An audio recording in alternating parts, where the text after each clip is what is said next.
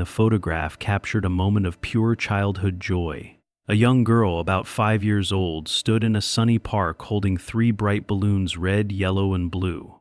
Their strings were wrapped tightly around her small fingers. She wore a clean white lace dress, her hair tied with a big bow, and her smile shone against the sepia tones of a summer afternoon. The image, dated August 1935, had been bought at an estate sale in Charleston, South Carolina. It had stayed mixed in with many other old photos from the Depression era for decades. It remained unnoticed in a private collection until photographer and history expert Dr. Claire Bennett received it in March 2024. When Dr. Claire Bennett looked at the photograph closely under a magnifying glass while getting it ready for digital archiving, she noticed something that turned this picture of happiness into proof of deep sadness. A small detail so painful it had been missed for 89 years. Dr. Claire Bennett had spent 20 years saving old photographs, with a special focus on the Depression era. Her collection had over 10,000 images of breadlines, dust bowls, migrant families, and children in orphanages. But this one photo made her stop. The quality was very good for 1935. Someone had used professional camera equipment, probably a Leica, and the picture was set up with care, almost like a tribute. The girl stood in the center of a Charleston park, easy to recognize by the special fountain in the soft background. Magnolia trees framed the scene, their leaves catching the afternoon light in a way that pointed to late summer. The girl was dressed much too nicely for a simple park visit. Her white lace dress looked costly with fine hand-stitched patterns. Her shoes were shiny black patent leather, saved for special times. Her hair was neatly curled and tied with a large white bow that matched her dress. But it was her face that made Claire pause. The smile was bright and real, reaching her eyes. Yet there was something more. There was a slight tightness in her shoulders, and the way her fingers held those balloon strings, as if they were lifelines, not just toys. Claire put the photograph on her light table and started the digitization process. As the high-resolution scanner picked up every tiny detail, she studied the handwritten note that came with it. Found in grandmother's attic, Charleston family, 1935. Don't know who the child is. Beautiful photo. Thought someone might want it. When the scan finished at 6,400 dpi, Claire opened the file and began her careful check. She started with the girl's face, zooming in until the sepia tones showed the texture of skin, the shine in her eyes, and the shadow under her chin. The girl had light eyes, probably blue or green, and blonde or light brown hair in those neat curls. She had a small beauty mark on her right cheek. And then there was something else, something Claire had seen in other photos from this time, but hoped not to see here. Even with the sepia tone and age of the photo, the girl's skin had a special paleness that spoke of more than just usual fair skin. The shadows under her eyes were too dark, and her cheeks looked too hollow for a healthy 5-year-old. Claire moved to the girl's hands. They were small and delicate, gripping those balloon strings with strong force. On her left wrist, just visible under the lace sleeve of her dress, was something that made Claire's breath stop. A hospital identification bracelet. She zoomed in more, adjusting the brightness and contrast until the detail was clear. The bracelet was white fabric with a metal clasp, the usual kind used in hospitals in the 1930s. Printed on it, now readable after enhancement, were the words Charleston Children's Hospital. Claire leaned back, her heart beating fast. This was not a normal park trip. It was something much more serious. She looked at the photograph again with fresh eyes. The expensive dress, the fancy hair, the careful setup, the professional photographer and grip on the balloons, and the hospital bracelet hidden under the lace sleeve. Then she noticed another detail she had missed before. In the background, soft and out of focus, were 2 adults, a man and a woman, standing close. The woman's hand was raised to her face. Even blurred, Claire could tell the woman was crying. This was not a photo of a happy day in the park. This was a photo of a final goodbye, a last memory captured before something terrible and unavoidable. The balloons were not just toys. They were part of a planned effort to create one final picture of childhood joy before it ended. Claire needed to know who this little girl was. She needed to know what happened to her and why the family went to such trouble to take this picture. The answer would break her heart. Claire started with her only clear clue. Charleston Children's Hospital, August 1935. She contacted the Medical University of South Carolina, which now kept the old hospital records. She explained she was researching a photo for a history project. The archivist, Dr. Michael Torres, was interested right away. We have admission records from that time, though some were lost in a fire in the 1950s. What exactly are you looking for? A young girl about 5 years old admitted around August 1935, blonde or light brown hair. The photo suggests she was very sick. There was a long pause. 1935 was a hard year, the depression and childhood diseases we can prevent today. Let me check the surviving records. 3 days later, Dr. Torres called back. I found something, actually several possibilities, but one matches your time and description well. Her name was Catherine Rose Thornton, born February 1930, so she was 5 years old in August 1935. Admitted to Charleston Children's Hospital on August 3, 1935. Claire's hands shook as she wrote down the details. What was her diagnosis? Another pause. Acute lymphoblastic leukemia. Back then they just called it childhood blood cancer. There was no real treatment. The average survival after diagnosis was about 6 weeks. Claire looked again at the little girl holding her balloons and smiling bravely. When did she die? September 18, 1935. She was 5 years and 7 months old. The hospital notes say her parents, James and Helen Thornton, stayed with her every day. There's a note from a nurse. Mr. and Mrs. Thornton arranged for a photographer to take pictures of Catherine during her last good days. They wanted to remember her happy, not in pain. The photos were taken at Hampton Park on August 20, 1935, during a short time when she felt strong enough to leave the hospital for a few hours. That was 17 days after she was admitted and 29 days before she died. Claire's eyes filled with tears. Do you know what happened to the family? I found more through census records and obituaries. James Thornton died in 1943 from a heart attack at age 42. Helen Thornton lived until 1981 and never remarried. Her obituary says she lost her only child in infancy and spent her life volunteering at children's hospitals. Infancy was probably a gentle way to say it. Catherine was 5, not a baby. But maybe Helen could not bear to write the real age. Did they have other children?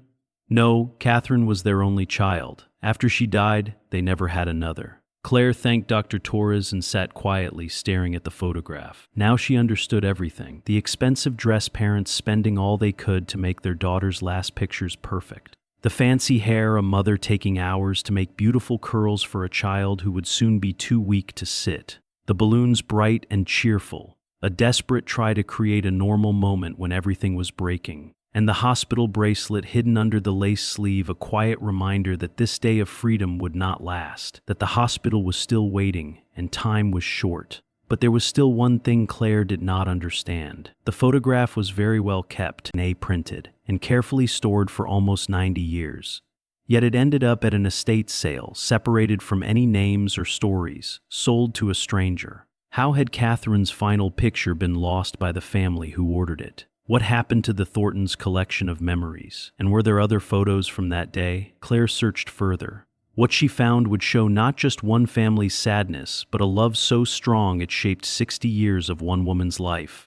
Claire found Helen Thornton's story in the archives of Charleston's Historical Society. It was not in official papers, but in the memories kept by the groups where Helen had volunteered for 4 decades. Helen Palmer married James Thornton in 1928. Catherine was born 2 years later in February 1930 during the early days of the Great Depression. Even with money troubles, the family was happy. Catherine was, according to all accounts Claire found, a very smart and loving child.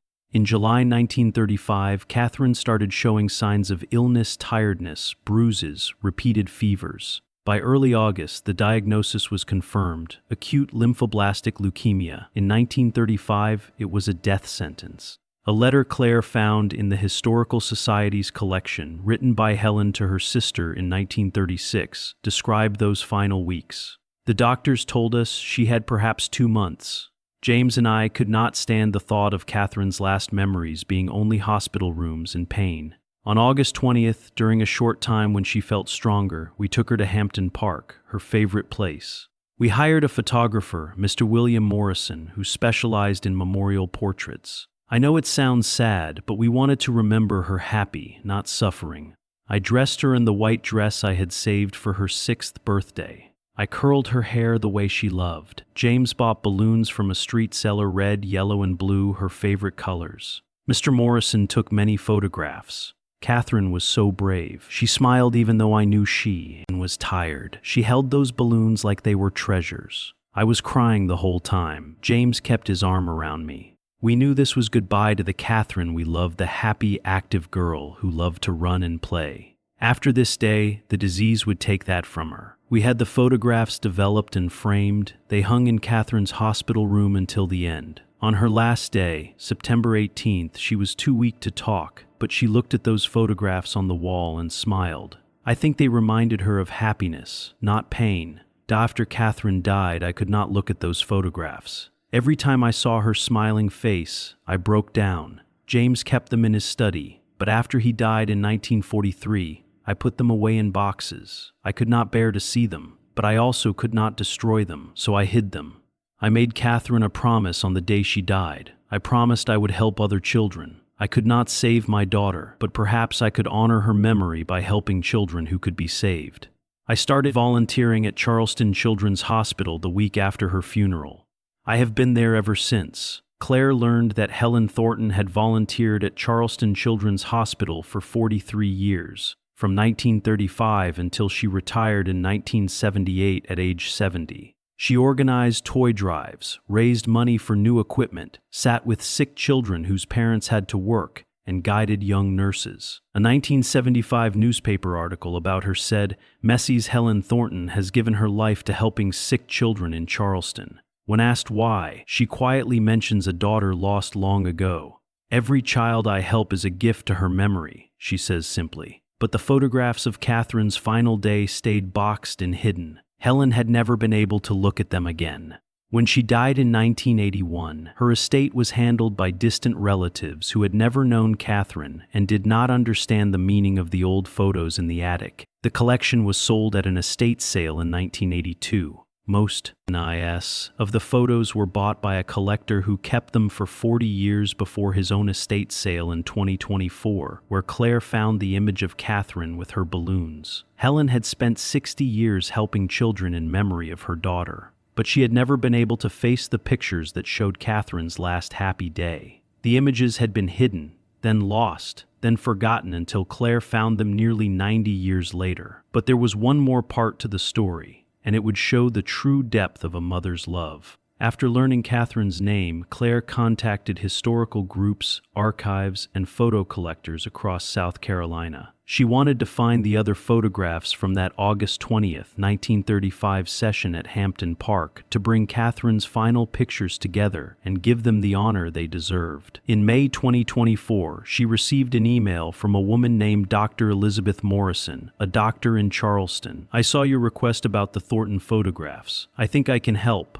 My grandmother was Catherine Thornton's nurse in 1935. She kept something I think you should see. They met at a coffee shop in downtown Charleston. Dr. Morrison brought a small old wooden box with brass hinges and a worn lock. My grandmother, Alice Chen, was one of the first Asian American nurses in Charleston. She cared for Catherine during her final weeks. When Helen Thornton could not keep certain things after Catherine died, she gave them to my grandmother for safekeeping." Inside the box were 5 more photographs from the August 20th, 1935 session at Hampton Park. Each showed Catherine in different poses with her balloons sitting on a bench, standing by the fountain, holding her father's hand, or being hugged by her mother. In every picture, she smiled with the same brave, touching cheer. But one photograph made Claire cry. Catherine sat on a park bench between her parents. James Thornton had his arm around his daughter, looking at her with clear love. Helen Thornton held Catherine's hand.